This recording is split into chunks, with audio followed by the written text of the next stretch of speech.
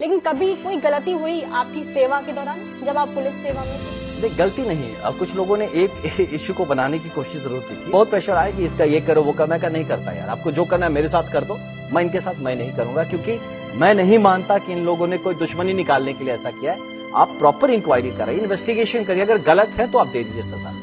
ये कि हमने जो चीजें देखी हैं आपकी जो छवि हमने देखी है कि चलो एनकाउंटर स्पेशलिस्ट है, लेकिन आपने ये बोला कि एक पुलिस ऑफिसर भी डरता है उस सिचुएशन में।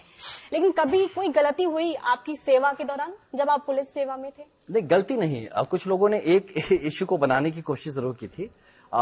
मैं पोस्टेड था, एसपी था नौगांव जिले में, तो उसको लोगों ने कुछ सजाने की कोशिश की, क्योंकि मैं ड्रग्स के पीछे काफी काम किया हूँ, एंटी नार्कोटिक्स काफी काम किया। एक पूरा लॉबी होता है जो पीछे लग जाता है, तो वो इनोसेंट लोगों को भी भड़का के दे विल नेवर वांट कि मुझ जैसा आदमी रहे जिसको ना आप खरीद सकते हैं, ना आप उसको डरा सकते हैं, ना धमका सकते हैं, और मारना भी इतना इजी नहीं है।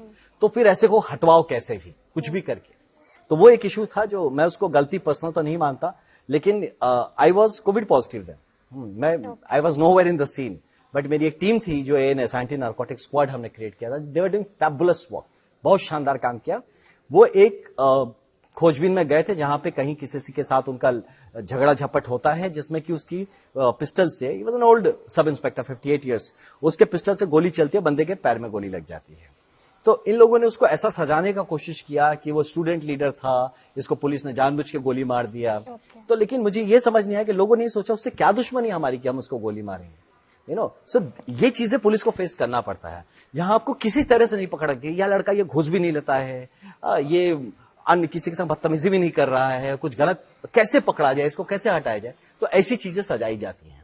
तो आई बिलीव दैट हैपेंड। उसमें इंक्वायरी हुई, सब कुछ। Definitely I had nothing to do with it. मैं तो खुद ही कोविड पॉजिटिव था, ना ही, बट फिर भी आई टुक रिस्पॉन्सिबिलिटी ऑफ इट, क्योंकि मैं अपने जो जूनियर्स हैं, जो मेरे ही कहने पे इतने महीनों से काम कर रहे थे, सडनली वो प्रॉब्लम में आते हैं और मैं उनको छोड़ के भाग जाऊं, तो ये नहीं पॉसिबल है।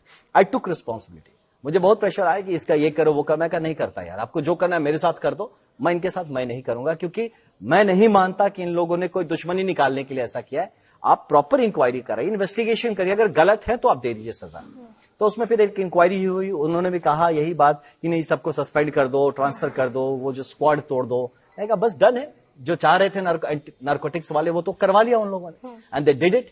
तो मेरा भी दिमाग कम नहीं, और भी कुछ चीजें हुई, लोगों ने आके बहुत बोला ये वो, तो मैं भी बोलता कम नहीं हूं। मैं भी बोला कि यार गलत है, जो गलत है वो गलत है, मैं नहीं मानूंगा। आप मेरी टीम को जबरदस्ती नहीं, अब आपको लगता है उसने गलत किया, नहीं मानता हूं कि गलत किया।